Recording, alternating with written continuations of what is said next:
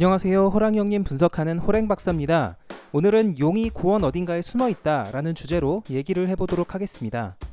참고로 오늘 영상은 제가 2018년 11월에 호영 카페에 올렸던 글을 바탕으로 만들었습니다. 당시에 글이 반응이 좋아서 추천도 많이 받았고 호영 명전 게시판에도 올랐었습니다. 그런데 시간이 좀 지나서 이 글을 보니까 너무 뇌피셜인데 싶기도 합니다. 근거가 살짝 부족하다는 거죠. 오늘 제 얘기를 듣고 나서 에이 그건 좀 아니다 라고 하실 수도 있을 것 같아요. 그렇다고 너무 뭐라고 하진 마시고 어디까지나 재미로 봐주셨으면 좋겠습니다. 자, 그럼 시작해 보겠습니다. 1. 고원에 흠원 갯대가 몰려온 이유가 수상하다. 오늘의 주제를 다시 리마인드 해보겠습니다. 고원 어딘가에 용이 숨어있고 이미 나타났었다였죠. 제가 용이 나타났었다고 추측하는 시점은 바로 할조가 고원에 쳐들어왔을 때입니다. 당시 천남성을 찾으러 온 화고와 초아, 그리고 그들을 쫓아온 할조들이 성에서 전투를 벌이고 있었죠. 추이가 뒤늦게 도착해서 할조들을 제압하는데 할조 한 마리가 아비사를 납치해서 도망갑니다. 이때 이상한 일이 벌어지죠. 하늘을 날아서 도망가던 할조를 흠원들이 공격했는데 한두 마리가 아니라 주문에 걸린 흠원 전체가 고원으로 죄다 몰려온 것입니다. 마치 용이라도 나타난 듯이 하늘을 완전히 뒤덮을 정도로 엄청난 개체수가 몰려왔고 눈에 보이는 것들은 죄다 찌르고 다닌 사건이었죠. 이 흠원떼들은 추이가 수인으로 변신해서 사자후로 싹 쓸어버렸지만 근본적인 의문이 남습니다. 그것은 도대체 흠원들이 왜 한 놈도 예외 없이 고원으로 날아왔나 하는 점입니다. 아시다시피 흠원은 주문에 걸려 있습니다. 거대한 기를 가진 것이 하늘을 날고 있으면 감지해서 공격하는 식이죠. 압칸은 흠원의 감시 체계를 잘 유지하기 위해서 새들의 비행까지 금지시켰습니다. 전 지역의 흠원이 한 곳에 몰려갔다는 건 거기 분명히 용이나 그에 필적하는 무언가가 날고 있었다는 조건이 있어야 합니다. 잠시 흠원이 몰려왔을 때의 상황을 리마인드 해보죠. 먼저 화고와 초아 대 할조의 싸움이 있었습니다. 얘들은 싸우면서 금기를 어기고 자주 날았습니다. 날았으니까 흠원이 온 거 아니에요? 싶기도 하지만 기의 크기가 작죠. 물론 얘네들도 나름 새치고는 강한 개체긴 하지만 고작 할조와 짐조 따위가 전 지역의 흠원떼를 불러온다는 건 말이 안 됩니다. 새들의 대장인 대박모가 날았던 때를 비교해 볼게요. 대박모가 날았는데도 전 지역의 흠원이 붙은 게 아니라 서쪽 지역의 흠원들만 붙었습니다. 기가 강하긴 하지만 전 지역의 흠원을 불러올 정도까지는 크지 않았단 얘기죠. 그렇다면 적어도 이날 고원에서는 대박모보다 훨씬 강한 존재가 날았거나 용이 직접 날았어야 설명이 되는 상황입니다. 그렇다면 뭔가 하늘에서 날아다닌 흔적이 있었을까요? 여기 상당히 수상한 장면이 있습니다. 이 구름은 당시 연제분에서 계속해서 반복적으로 나온 구름인데요. 자세히 보시면 다른 구름들과 조금 다릅니다. 다른 구름들과 다르게 뭔가 광원 효과가 있습니다. 마치 구름 속에 빛나는 물체가 있는 것 같은 느낌인데요. 이쪽을 보시면 약간 용의 입같이 묘사되는 부분도 있습니다. 이 구름이 매우 수상해 보이는 건 저의 오바일까요? 이 구름이 나온 장면은 셀 수 없이 많습니다. 2, 3부에 걸쳐서 계속 눈에 띄는데요. 대체 몇 번이나 나왔는지 컷들을 한번 모아봤습니다. 그 중에서 잘 나온 것만 10컷 정도 뽑아봤는데요. 이것도 다 넣은 것은 아닙니다. 다 합치면 최소 15번은 넘게 나온 것 같네요.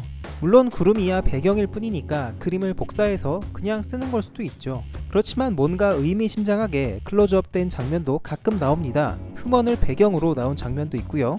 그리고 용이 나타날 때 먹구름과 비를 뿌린다고 하죠. 그런데 빠르의 부하가 하늘을 보면서 먹구름 아니야? 라고 말하는 장면이 나옵니다. 물론 몰려드는 흠원떼를 그렇게 표현한 걸 수도 있죠. 그런데 왜 하필 먹구름이라는 단어를 썼을까요? 보기에 먹구름같이 생기지도 않았는데 세계관에서 먹구름은 곧 용을 연상시키는 단어잖아요. 어쩌면 구름 속에 용의 입같이 묘사한 부분도 그렇고 굳이 먹구름이라는 단어를 쓴 이유도 여기에 용이 있다는 점을 암시하신 것이 아닐까요? 2. 누군가 빠르를 공중에서 옮겨놓은 정황들. 이상한 점은 또 있습니다. 어쩌면 고원에 공중을 나는 뭔가가 있을 수도 있다는 정황인데요. 빠르가 처음 추이와 만나서 맞아 죽을 뻔한 때를 떠올려 보겠습니다. 추이를 제대로 알아보지 못하고 괜히 건드렸다가 빠르는 반 죽을 때까지 맞고 뻗게 됩니다. 그러다 무케가 추이의 불에 당했고 빠르가 단약을 먹여서 무케를 살려보려고 하죠. 하지만 추이에게 옆구리를 맞고 그대로 기절해버립니다. 시간이 지나서 정신을 차렸는데 있어서는 안 될 장소에서 눈을 떴죠. 깨어나 보니 고원의 성 중에서도 엄청나게 높은 방에 있는 자신을 발견합니다. 이곳은 통로가 너무 좁아서 빠르같이 큰 덩치들은 원래 들어올 수 없는 방이었죠. 성 외벽으로 난 창을 통해서 날아서 들어오지 않는 한 빠르가 거기를 들어올 수는 없었습니다. 그런데 기절한 빠르가 도대체 거기를 어떻게 들어갔을까요? 누군가 밖에서 빠르를 들어서 공중을 날아서 갖다 놨다고 밖에는 설명이 안 되죠. 그렇다면 도대체 누가 빠르를 옮겨다 놨을까? 몇몇 후보들을 살펴보겠습니다.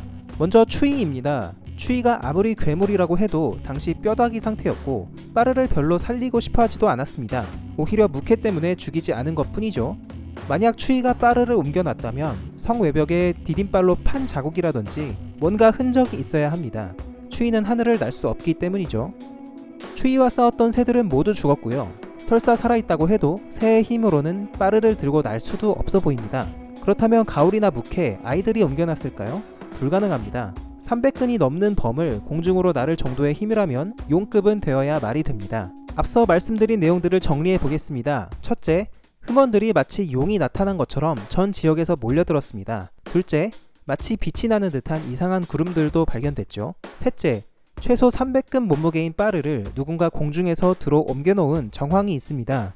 이런 세 가지 정황으로 볼 때 어쩌면 고원에 용이 숨어 있을 수도 있어 보인다는 게 제 의견입니다. 3. 결론. 용은 대체 언제 나올까? 호형에서는 지금까지 용에 대한 단서가 꽤 나왔습니다. 일부에서 하늘을 나는 정체불명의 용도 있었고 산군이 죽을 때 먹구름이 몰려와서 비를 뿌렸죠. 2부 초반에는 노마자가 지키던 새끼 용이 있었고요. 압칸은 흠원을 통해서 용을 감시하려고 새들의 비행을 전면 금지시켰죠. 그리고 오늘 제가 말씀드렸던 내용들, 흠원이 전 지역에서 몰려왔다는 것이 용이 나타났다는 간접 증거가 될 수 있다고 봅니다. 작가님이 떡밥을 뿌리는 방식은 다양하지만 이렇게 그림 속에다가 살짝 숨겨놓는 것도 즐겨 하시죠. 초아가 추이의 사자후를 맞고 살아남는 장면에는 이렇게 다리가 살짝 그려져 있고요. 황효의 몸속에 구멍이 있다는 것을 이렇게 그림자로 표현하시기도 합니다. 오늘 저의 영상 또한 작가님께서 그런 식으로 용에 대한 떡밥을 푸신 게 아닐까 하는 생각으로 만들었습니다. 의견들은 자유롭게 댓글로 남겨주시고요. 호랑박사와 호랑형님 완결까지 함께 보실 분들은 지금 구독 눌러주세요. 감사합니다.